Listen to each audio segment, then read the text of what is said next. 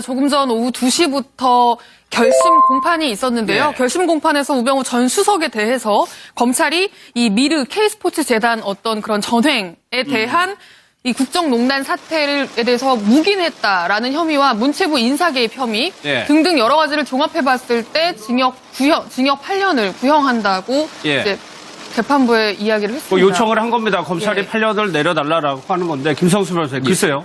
직권남용 블랙리스트로 실제 이렇게 중형이 선고가 될까?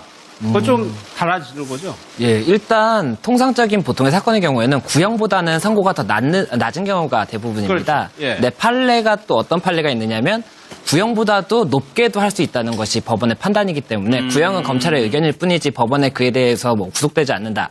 이런 판례가 있습니다. 그래서 그보다 더 강하게도 나올 수가 있는 부분인데 현재 지금 우병우 전 수석의 경우에는 혐의를 다 부인을 하고 무죄를 주장을 하고 있는 상황이고 그리고 이번 건의 경우로 지금 구속이 된 게 아니라 구속이 된 건 이제 내일부터 공판이 시작되는 다른 불법 사찰 부분이거든요. 그래서 이 부분 지금 오늘 이제 구형이 된 부분에 대해서는 구속영장이 뭐 상당수 기각이 됐고 이런 부분이 있었기 때문에 정말 무죄가 선고가 될지 아니면 뭐 어떤 중형이 선고가 될지는 일단 재판부의 판단을 지켜봐야 되는 상황입니다. 불법 사찰 그 문제도 남아 있죠. 그런데 지금 우병우 수석은 혐의를 다 부인하고 있단 말이에요. 그럼 혐의가 인정이 된다면 반성의 여지가 없는 거잖아요. 맞습니다. 그러면 재판부가 그것도 또 안 좋게 볼 수가 있는 겁니까? 예, 그 재판부에서 판결을 선고할 때 그 감경 사유가 있고 가중 사유가 있습니다.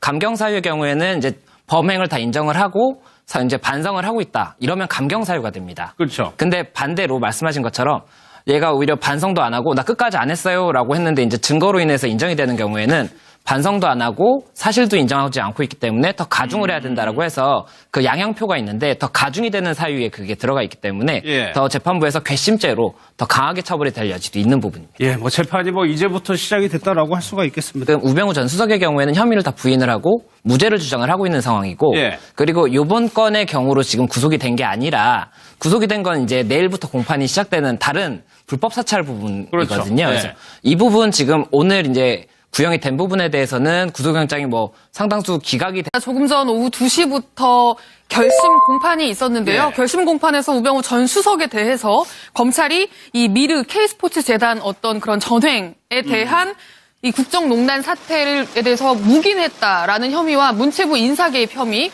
등등 여러 가지를 종합해봤을 때 징역 8년을 구형한다고 이제 재판부에 이야기를 했습니다. 요청을 한 겁니다. 검찰이 8년을 내려달라고 하는 건데 김성수 변호사님, 글쎄요.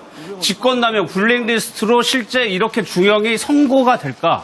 그건 좀 달라지는 거죠? 예, 일단 통상적인 보통의 사건의 경우에는 구형보다는 선고가 더 낮은 경우가 대부분입니다. 네, 판례가 또 어떤 판례가 있느냐면 구형보다도 높게도 할 수 있다는 것이 법원의 판단이기 때문에 구형은 검찰의 의견일 뿐이지 법원에 그에 대해서 뭐 구속되지 않는다.